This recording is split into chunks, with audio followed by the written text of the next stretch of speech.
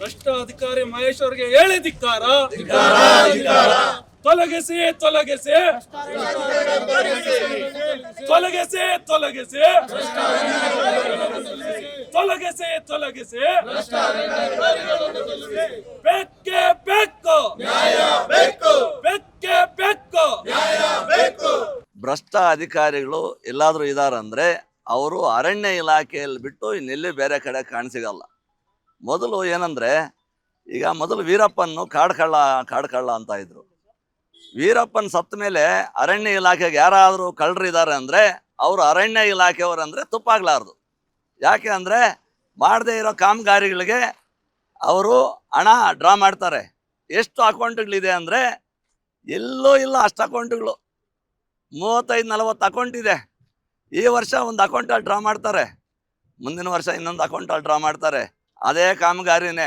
ಎಲ್ಲಿ ಮರ ಗಿಡ ಬೆಳೆಸಿಲ್ಲ, ಎಲ್ಲೂ. ಕೋಲಾರದಲ್ಲಿ ನೂತನವಾಗಿ ಆದಿತ್ಯ ಬಿರ್ಲಾ ಫ್ಯಾಷನ್ ಅವರ ಬ್ರಾಂಡೆಡ್ ಲಿನನ್ ಕ್ಲಬ್ ಮಳಿಗೆ ಪ್ರಾರಂಭವಾಗಿದ್ದು, ಉತ್ತಮ ಗುಣಮಟ್ಟದ ಬಟ್ಟೆಗಳ ಜೊತೆಗೆ ಫ್ಯಾಷನ್ ಡಿಸೈನರ್ ಹಾಗೂ ಟೈಲರ್ಗಳು ಸ್ಥಳದಲ್ಲೇ ಬಟ್ಟೆಯನ್ನ ಸ್ಟಿಚ್ ಮಾಡಿಕೊಡುತ್ತಾರೆ.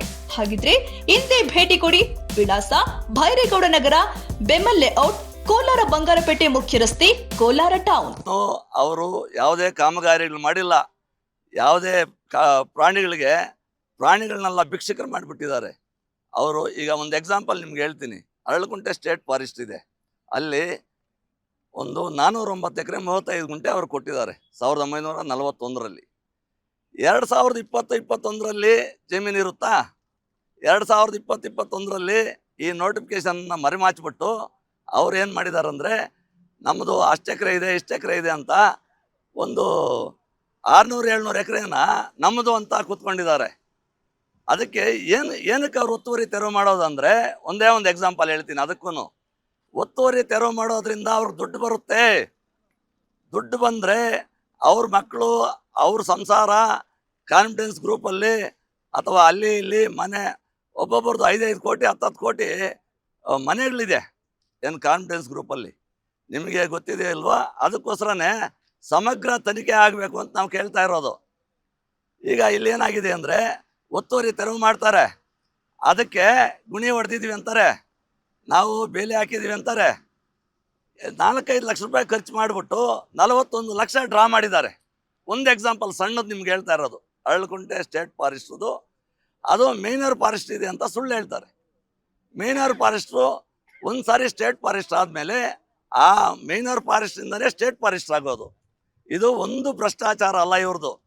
ಏನೇನು ಸ್ಕೀಮ್ಗಳಿದೆಯೋ ಎಲ್ಲದರಲ್ಲೂ ಹಣ ಹೊಡೆಯೋದು. ಅವರು ಚೆನ್ನಾಗಿ ದುಡ್ಡು ಮಾಡಿಕೊಂಡು ಒಬ್ಬರು ಏನು ಮಾಡ್ತಾರಂದರೆ, ಇಲ್ಲ ಒತ್ತುವರಿ ತೆರವು ಮಾಡ್ತಾರೆ.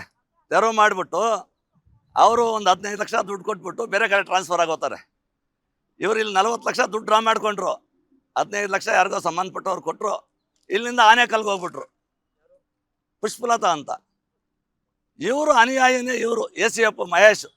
ಇವ್ರು ಏನು ಮಾಡಿದ್ರು ಅಂದರೆ, ಇಲ್ಲಿಂದ ಬಂಗಾರಪೇಟೆಗೆ ಹೋಗಿ ಟ್ರೈ ಮಾಡ್ತಾ ಇದ್ದಾರೆ. ಅದೇನೋ ವ್ಯತ್ಯಾಸ ಆಗಿ ಇಲ್ಲೇ ಇದ್ದಾರೆ. ಅವರು ಕಾನ್ಫಿಡೆನ್ಸ್ ಗ್ರೂಪಲ್ಲಿ 5 ಕೋಟಿ ರೂಪಾಯಿ ಮನೆ ಇದೆ. ಆಮೇಲೆ DF ಅವ್ರದ್ದು 5 ಕೋಟಿ ರೂಪಾಯಿ ಮನೆ ಇದೆ ಅಥವಾ ಸೈಟ್ ಇದೆ. ಇವರೆಲ್ಲರೂ ಅಲ್ಲಿ ಸುಸಜ್ಜಿತವಾದಂಥ ಸ್ಥಳದಲ್ಲಿ ಇವರು ಸಂಬಳ ಎಷ್ಟು ಬರುತ್ತೆ, ಇವರು ಆದಾಯ ಮೂಲ ಏನು, ಇದನ್ನೆಲ್ಲ ಯಾರೂ ಕೇಳ್ತಾ ಇಲ್ಲ. ಅದಕ್ಕೋಸ್ಕರ ಸಮಗ್ರ ತನಿಖೆ ಆಗಬೇಕು. ಇವ್ರ ಮೇಲೆ ಕಾನೂನು ರೀತಿ ಕ್ರಮ ಆಗಬೇಕು. ಕ್ರಮ ಆಗೋವರೆಗೂ ನಾವು ಹೋರಾಟವನ್ನು ನಿಲ್ಲಿಸಲ್ಲ, ಹೋರಾಟವನ್ನು ಮುಂದುವರಿಸ್ತೀವಿ ಅಂತ ಹೇಳಲಿಕ್ಕೆ ಬಯಸ್ತೀವಿ.